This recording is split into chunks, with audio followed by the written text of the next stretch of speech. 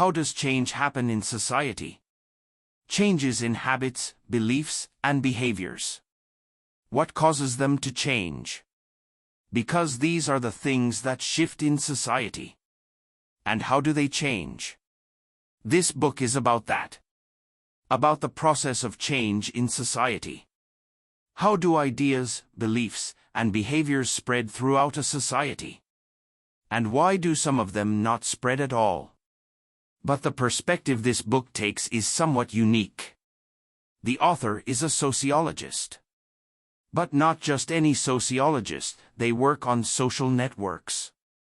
And by social networks, I don't mean platforms like Twitter, Instagram, or X. We're talking about networks of people within a society. The relationships between these individuals. That's what we mean by social networks, not social media. And when we look at it from this angle, we start seeing some really interesting things.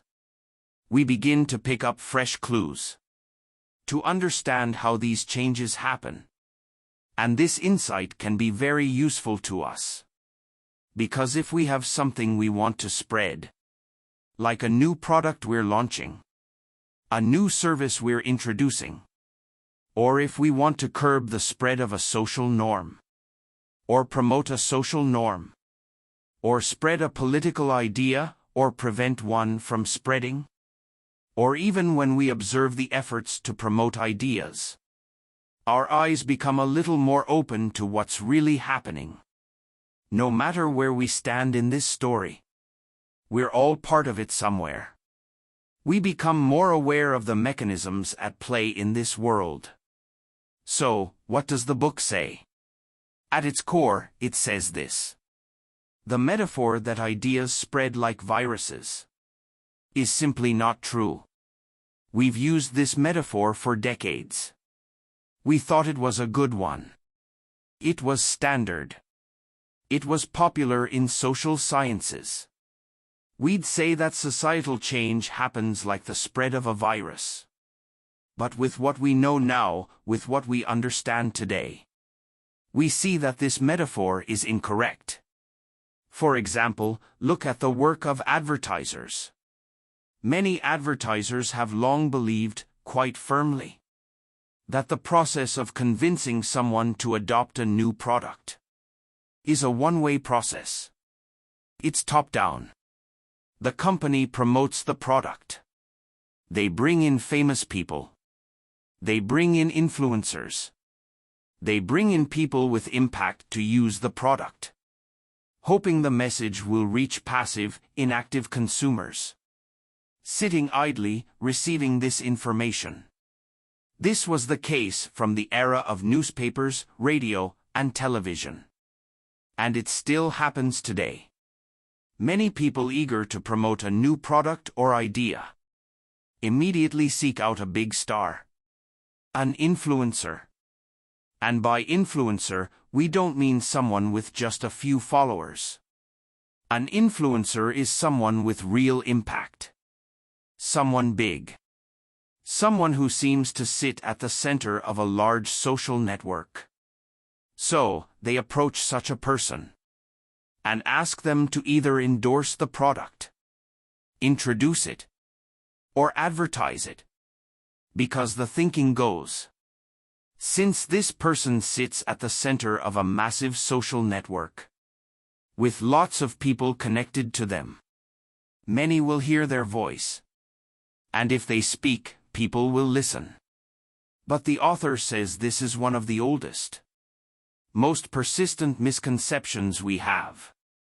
And its roots are in misunderstandings within social sciences, which then trickled into advertising, sales, marketing, public relations, and even politics. The book undermines this entire notion. The idea that you can find someone with a massive following, place your message in their mouth, or put your product in their hands, and then feel confident it will catch on, or at least drastically increase your chances of success, is not how it works. A study was done on an online gaming platform called Second Life. It was a virtual world where you'd create a character with its own set of features and responsibilities. You'd work, form relationships, and earn money. Well, virtual money. And you'd live in that world. There were also options to buy things, such as outfits for your character, or new behaviors, like how you greeted people or how you laughed. In this world, since behavioral habits were something you could buy and add, it was a perfect setting for an interesting study. So, what did they do?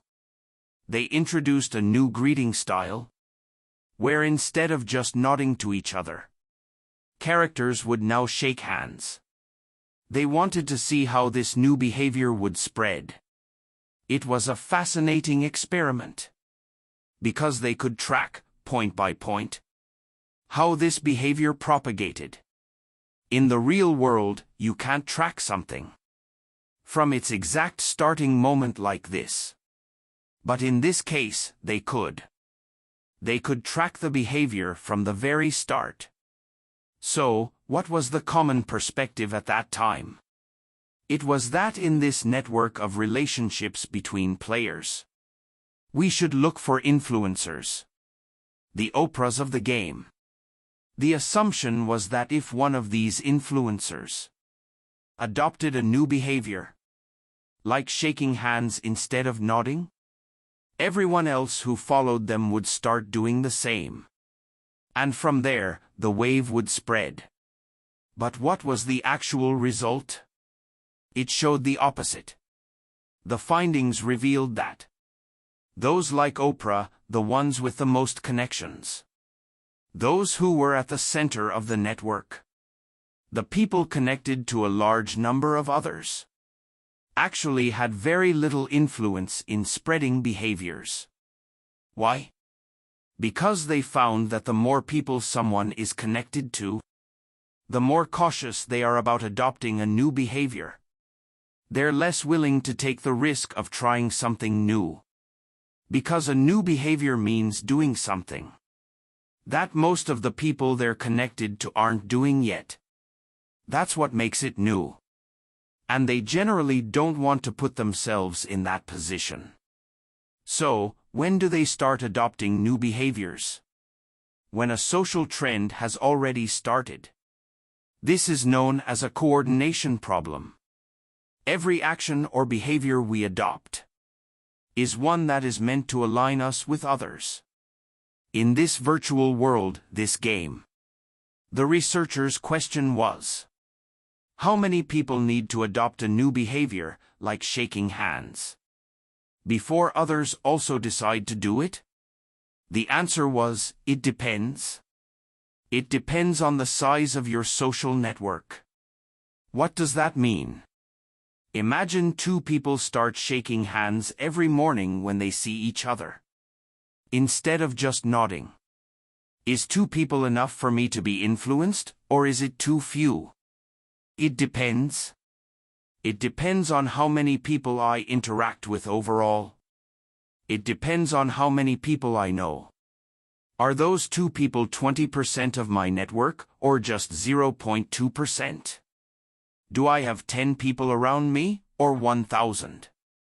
In other words, what influences my opinion, behavior, and beliefs is directly related to the percentage of people in my network who are adopting this new behavior or idea, or abandoning an old one.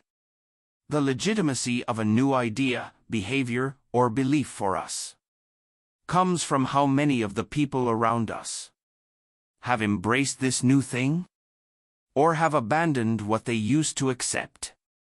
We observe the people around us and are influenced by them, not by the stars sitting at the center with a huge following. Take the fall of the Berlin Wall, for example.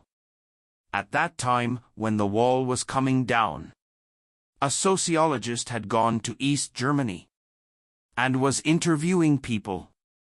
He asked them why they decided to join the protests. Weren't they afraid of being killed? Weren't they afraid of being imprisoned? He spoke to over 1,000 people and published the results of his surveys. A fascinating discovery emerged. Whether or not people joined the protests was not just about how dissatisfied they were with the situation. It wasn't just anger, poverty, exhaustion, or injustice. These were feelings that nearly everyone had. The thing that determined whether someone would join the protests was their social network. When someone saw that their family and friends were going to the demonstrations, they were encouraged to join as well. Everyone seemed to be watching each other. Everyone was looking at those around them. It's the same coordination problem. And this applies in many other places too. The author points out that during the civil rights movement in the US, which is historically, culturally, and politically very different from the situation in East Germany, there was a similar key factor. Here, too, the main factor in whether American citizens joined the protests was whether other people in their social network were actively protesting. The same pattern is observed in other instances. For example, the book goes into detail about Egypt. One major difference between the Egyptian uprising and the civil rights movement or the fall of the Berlin Wall is that the Egyptian uprising happened in the age of the Internet. And now, we can go back and roughly trace the developments in people's behavior through their social media activity. It's not perfect or comprehensive, but we can make some estimations to see when people started to engage in certain actions. And they actually did this. They analyzed over 13 million tweets to see what patterns emerged. The pattern they found was very similar to what was observed in Tunisia, Morocco, and Libya. In all these cases, when social media activity translated into real-world action, meaning it caused people to take to the streets, most of the tweets and messages didn't come from central figures or influencers. They came from the margins. What does that mean? It means that it wasn't the super-influencers at the center of the network who were driving the movement. That was when ordinary people, those on the periphery, were sharing the message. They were the ones tweeting. In other words, if you wanted to see which of these calls to action would turn into something that gathers large crowds, it was clear. Perhaps it was natural, but it's slightly different from our common way of thinking. You'd have to go back and see which call, from the very beginning, was tweeted by more people on the margins. The biggest influence doesn't come from important people, influencers, or those with a lot of followers. The greatest impact comes from regular people. Ordinary people have the most influence on one another. The real growth begins at the edges of social networks, where people are in more contact with those immediately around them. That's where change happens. It changes behavior. It changes beliefs. So, when a celebrity with a huge following calls for a protest, or when a political or social activist does the same, when we're talking about societal change, it's not as important as what happens at the margins of the network. We must also remember, as the author points out, these are the findings of network science. Over the past 50 years, what has been confirmed? What has been repeated? Is that real change comes from people's social networks, their families, friends, and neighbors. The first big lesson is that the key role in influencing change belongs to ordinary people, not to high-profile figures. One interesting thing he says about networks is that we all have social networks of our own. There's our immediate family, then our extended family, like relatives. For example, family and relatives. Friends, co-workers. Neighbors, acquaintances. Acquaintances of acquaintances. He says all these connections can be of two types. They're either strong or weak. They're either tight or a bit loose. A strong connection would be family. Close friends. Your close social circle. A weak connection could be an old classmate. Someone you meet in a meeting. Or someone you might bump into during a trip. He then says, for example, something like the plague spreads through the strong connections in a network. That is, between people who live close to each other. In the 14th century, of course, weak connections weren't very common. Because people spent most of their lives in one city and in one neighborhood. Travel was rare. The world was much more stationary. But even when we look at how the plague spread, we see that it was weak connections that made its spread possible. Yes, people were living with their strong connections. But every contact they had with the outside world, meaning every weak connection they made, geographically spread the plague. Each city that became infected gradually saw the surrounding towns and villages become infected as well. What made the transmission possible were the weak connections. Now, let's leave the plague and come to our world. When you're looking for a job, if you find one, most of the time it will have come to you through one of your weak connections. From someone you know casually, from someone you once worked with. This is the power of weak ties. Why are these so-called weak connections actually stronger? The ones that are looser are, in practice, more powerful. Because, for example, when I'm looking for a job, I have some information, of course. And the people in my close network, because they're close to me, probably have the same information I have. We have access to the same information. So, it's less likely that this network will be able to give me any new information. Everything they might want to tell me, I already know. That's why most job opportunities come through weak connections. This is called the power of weak ties. So, when information is supposed to spread, what speeds up its dissemination? It's the weak ties. Sociologists have been saying the same thing for a while now. Everything spreads through these weak ties in networks. The idea of weak ties, the power of weak ties, comes from the observation of how diseases spread. Pathogens, viruses, bacteria, sometimes spread from an infected person to a healthy one with a simple contact. The more weak ties there are, meaning the more a person interacts with scattered people on the street, in shops, and so on, the more likely they are to spread the disease. Diseases spread more when these connections are abundant. That's why they explained how, in a pandemic like the Black Death, the disease would spread from city to city. An infected person would travel from one village to the next, bringing the disease with them. The disease spread step by step. They said information spreads in the same way. Milgram's experiment showed the same thing.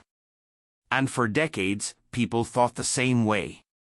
That everything, from product consumption to social norms, to political movements, to social technologies, information, everything spreads like a virus. While we've seen that Twitter wasn't like this. The author explains that both my research and the research of social scientists and network scientists show that things don't spread like a virus or information. What we've seen so far has been about the power of weak ties. He explains this with examples, stories, and case studies. Like the power of weak ties, there's a bit of a model here. What's the gist of this? The gist is that not everything spreads like a virus. The narrative around information differs from that of behaviors and beliefs. Information can leap from one person to a distant acquaintance and spread that way. However, for a belief or behavior to change, just seeing someone familiar doing it, or seeing an influencer doing it, isn't enough. You need to see people around you engaging in this behavior, or adopting this belief or opinion, or letting go of the belief or opinion they once had. You have to observe it in those close to you. Weak ties are strong for information transfer, but when it comes to spreading behaviors or new beliefs, they're weak. He explains why Twitter grew geographically, moving from neighborhood to neighborhood. The fact that I randomly see someone using Twitter isn't that significant. What matters is seeing the important and close people around me using Twitter. Of course, we also see that Twitter had some leaps in its growth. It suddenly moved to a different city, standing up in a new place. We mentioned it had reached Portola, but it took a year to establish itself there. Not that no one was using it. The point is that it took time to grow and expand there. Many people were using it, but it had jumped from San Francisco to Cambridge. Why? Because this is a feature of the modern world. People have strong ties that aren't geographically close. Twitter was leveraging a hidden network of strong ties that were scattered across the United States. People who are very close to each other, but geographically distant. What do people from San Francisco share with those in Cambridge? What do they have that people in Portola don't? MIT, Stanford, Harvard, Berkeley, Boston University, and the other universities that, in the late 90s and early 2000s, produced tens of thousands of graduates who were tech-savvy. Many of them were working in Boston and its vicinity. They were in a similar academic environment during their impressionable years. Now, they were all working in a large array of tech companies. The network among them was a very close and strong connection, even though they weren't geographically next to each other. Especially when it came to a new social media platform.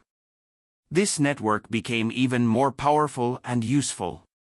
We see that there are two different connections that people have in their social networks that serve different purposes.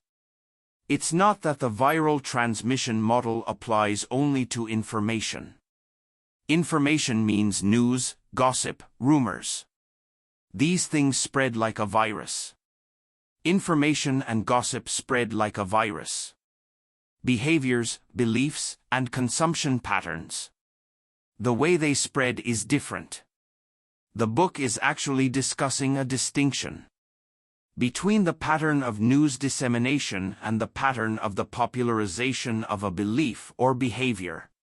Some things spread like a virus. Some simple ideas spread like a virus. Weak ties facilitate their spread. But some ideas aren't like that. Ideas that require some investment. Financial investment, perhaps, or social credibility, may require investment. When I look at these, I understand that their stories differ. We seem to have two different mechanisms of diffusion.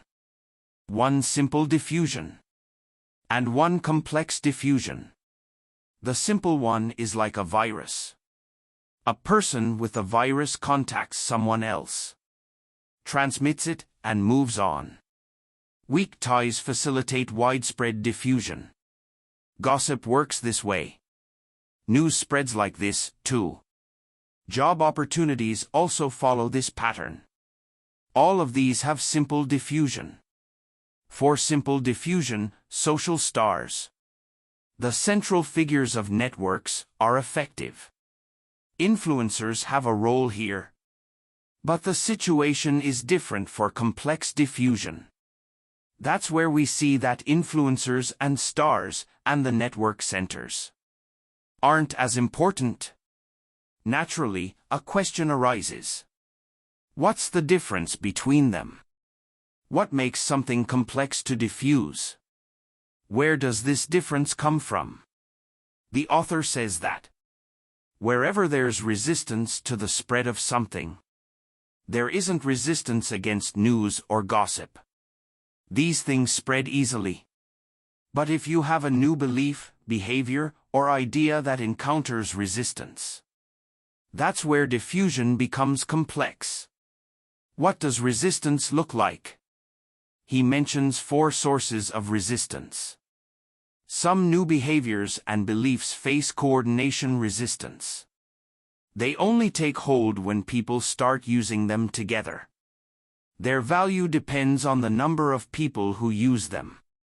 Many communication technologies work this way. If I have an app for phone calls, that's great, but no one uses it. What's the point for me? If everyone isn't using them, they're practically useless. On the other hand, the more people use them, the more valuable they become. This creates a kind of resistance to their spread. Another source of resistance is credibility. Trustworthiness plays a role. Many products that come out face a level of doubt. The more people see others using something new, the more reassured they feel. Their trust is garnered. They find social proof, especially when a new action might involve some risk to our social credibility. This social validation becomes very important. Or another form of barrier? The third barrier he mentions is legitimacy. He states that before something becomes widespread, it often requires social approval behind it. The barrier here is the fear of losing face, feeling embarrassed, or being shamed. The more I see people around me engaging in a behavior, the more I realize that the chances of me being embarrassed or my social credibility being undermined are lower. I become more inclined to adopt that behavior myself. For instance, swearing in public might seem less taboo. It no longer feels shameful, it gains legitimacy. I might not have chosen the best example, but it popped into my mind. The book provides examples like new clothing trends, or the support for certain political or social ideas. Innovative ideas tend to spread this way, too. Another factor that can change the complexity of diffusion is excitement. Like during a sporting event or social protests. When we see others enthusiastic and passionate, we are also encouraged to engage in that particular behavior or action. These are examples of complex diffusion. The main point here is that when a topic encounters one or more of these barriers we discussed, its spread in society is no longer as simple as a virus. It only becomes widespread when people see those in their immediate social network. The strong ties in their social networks, making these decisions. Embracing these new beliefs or behaviors for themselves. An even more interesting point is that things that spread this way and have faced these initial barriers tend to be more enduring. Gossip might be forgotten quickly. I might hear a rumor from someone and then move on. But a behavior or belief adopted by a significant number of close people in my social network keeps repeating in front of me, which helps the subject remain relevant and enduring. There seems to be a paradox here. The same barriers that complicate the spread of a new change also help solidify and make that change more enduring once it takes hold. An interesting example illustrating these barriers and how they are broken down is the story of the British Army during World War II. When the war started, the British Army was short on troops, and recruiting was challenging. British society had a class structure, and traditionally, only individuals from the upper classes would become officers. Professionals, industrialists, merchants, and bankers typically did not enlist. The government or military wanted to encourage people to enlist, to spread a behavior that faced resistance. There was initial resistance due to the fear of war itself. Socially, for many, it was not acceptable to go to war. People from professional classes found it difficult to leave their positions and enlist. There were significant barriers to the spread of this behavior. So, they thought, what can we do?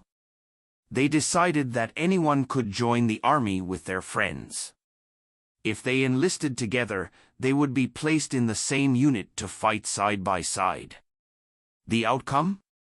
This led to the formation of PALS battalions, where individuals who were colleagues or neighborhood acquaintances encouraged each other to enlist together. For instance, there was the Stockbroker Battalion, which included 1,600 stockbrokers from London, and battalions from various cities, all made up of local boys. In 1 month, they claim 50 cities formed their own battalions. Even football players formed battalions. The entire Scottish football team, along with their coaches and staff, all enlisted together. By the end of the first year, they reported that 500,000 people had registered. Cities competed to see who could send the most recruits. I mention the English example because it's one in the book. It was so successful that they even started a fundraising campaign. They said that anyone could donate money, and they could specify which battalion the money should go towards. We see that not everything spreads like a virus.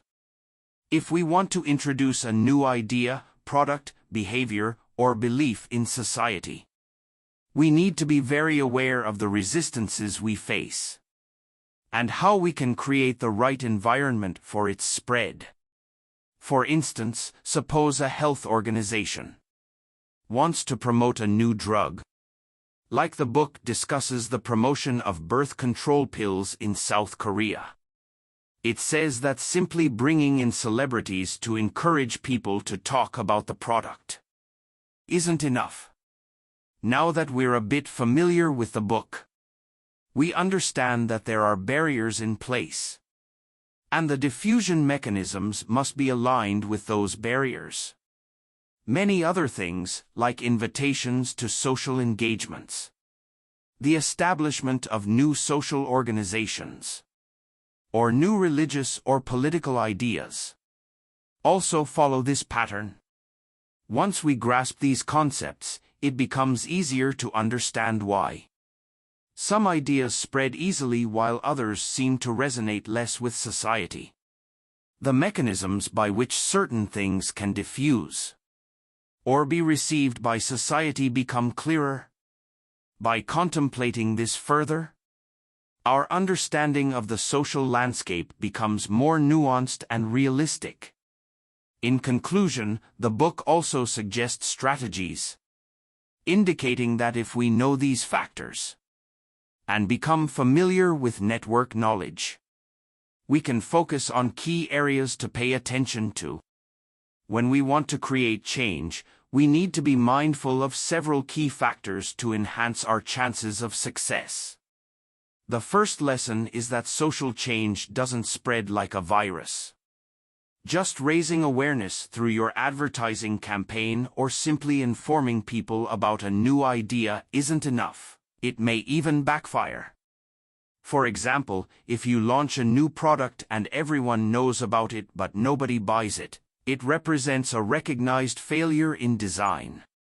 Another important point is that influencers, who are often at the center of networks with many connections, may not help facilitate change. In fact, they can hinder it because they are inundated with large volumes of data and inputs. The key to initiating change in a social network is to start at the periphery. Focus on individuals who are closely connected to each other but not broadly connected to many others. Messages tend to travel faster in this tighter-knit group, leading to more effective results. The book emphasizes that instead of seeking key individuals, we should focus on key areas within the network. Since your resources are limited, you need to invest them where they can have the most impact. Among those on the network's periphery, these individuals, with fewer connections, are less likely to be swayed by the rest of the network's opinions. Thus, there's hope that they can push the change forward. The key to employing the strategies suggested by the book lies in adjusting our mindset a bit. We need to understand that promoting behavior is different from merely disseminating information. These are two distinct tasks. For centuries, people believed that simply providing accurate information to someone was sufficient, and that once the information was shared, everything else would fall into place. But this is not the case. We now know, through experience and insights from the book, that merely accepting the right information doesn't equate to change. All the complexities we've discussed apply here. Without a proper understanding of social networks, we cannot effectively consider social change, especially when it comes to spreading new ideas that challenge our current thinking. Some ideas spread easily, like rumors or popular news, which often reinforce our existing biases and beliefs. These concepts circulate well within networks. However, innovative ideas that challenge the status quo are more complex to transfer and disseminate. This makes it essential and intriguing to think about the patterns and mechanisms involved in spreading those innovative ideas. By considering these dynamics, we can approach social change more strategically and effectively.